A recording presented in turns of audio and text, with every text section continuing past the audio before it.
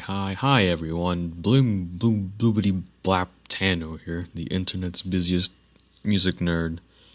And today we're gonna be listening to the new track, the new Lil Dan song, New Year official audio, featuring Devin James. Now, I'm not too familiar on who Devin James is. The only thing I've come close to research before making this video is his Instagram page, where he posted the sample of the song onto his Instagram page. I listened to a tiny bit of it. I didn't listen to the entire sample, so this is entirely going to be fresh and new to me. Lil Dan has come a long way. He has gone from Menace Mode to partnering up with Clovis High School themselves, and now a new track. Can I just say how absolutely cliche it is for Lil Dan to have a song called New Year in the week span of New Year? That's probably the most cliche thing an artist could ever do, but hey, I don't have high expectations for this track. I've learned from Menace Mode to keep my expectations pretty low, but who knows, maybe he'll surprise me with Devin James. Oh, and also the production is by Diamond D. Let's give this a shot. Ba-bam. Yeah.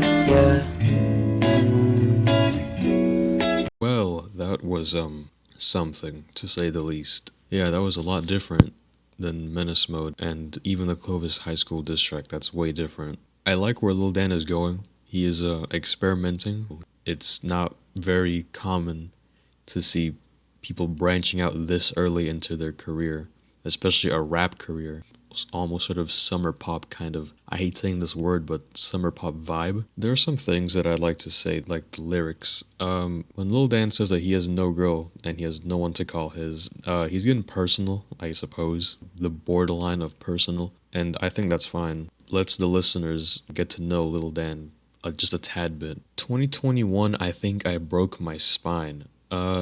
Perhaps this was another instance of personal things integrated into the lyrics, but I don't ever recall Lil Dan ever breaking his spine. Or maybe that's just because I'm not looking into his life 24/7. So he might have broken his spine, but as it stands right now, unless there's actual clarification in the comments or something that he actually did break his spine, this is just filler to rhyme, and it has no bearing, no weight onto the actual song. It's just filler.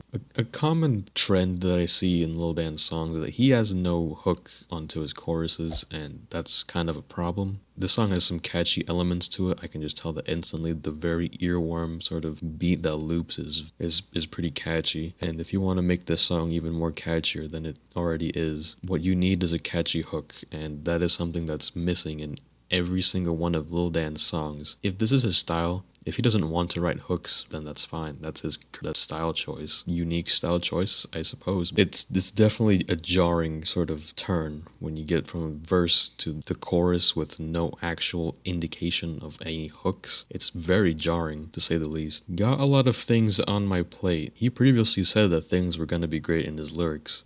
I don't think I've ever heard anyone say that things are going so well because I have a mountain of things to do and no time for myself. I really don't understand this lyric. Maybe someone could explain it to me, but I just don't get it. Every time I see you, I go crazy, or whatever. Love for you, I cannot contain it. This is where I feel like the theme of the song starts to take a toll. First, Lil Dan mentions that he has no girl and no one to call his own, and he mentions that he's on the grind. So I assume that he has no love interest because he is just constantly on that grind. But here, and I'm assuming this is Devin James, he talks about a love interest and how it makes him crazy. The theme of this track has just derailed, and now I don't even know what it's trying to be anymore. It's going through an identity crisis in this small bit of lyricism. Autotune on this track is being used to an exceptional degree. Nothing good, nothing bad, apart from the second verse. The autotune there is just different in a bad way. At least match the tone of the song, match the tune of the first verse so it sounds consistent. The chorus consists of 3 words, not including a. And this time around, I'm okay with it because the beat complements the lack of words in the chorus. something that I criticized Lil Dan for on Menace Mode. And I actually commend him for doing this, taking criticism and applying it to his new song. I appreciate that. And speaking of the beat, it is fine. Nothing inherently wrong with it. It's very poppy, uppity, full of life and vigor. Sweet, but not Foster the People sweet. So it's a good middle ground. It's almost treading on indie pop. Almost treading on it. Overall, is this better than Lil Dan's Menace Mode? Yes. Is it better than his Clovis High diss track? Yes, he is definitely improving. To what degree, I'm not too sure, but he is definitely improving.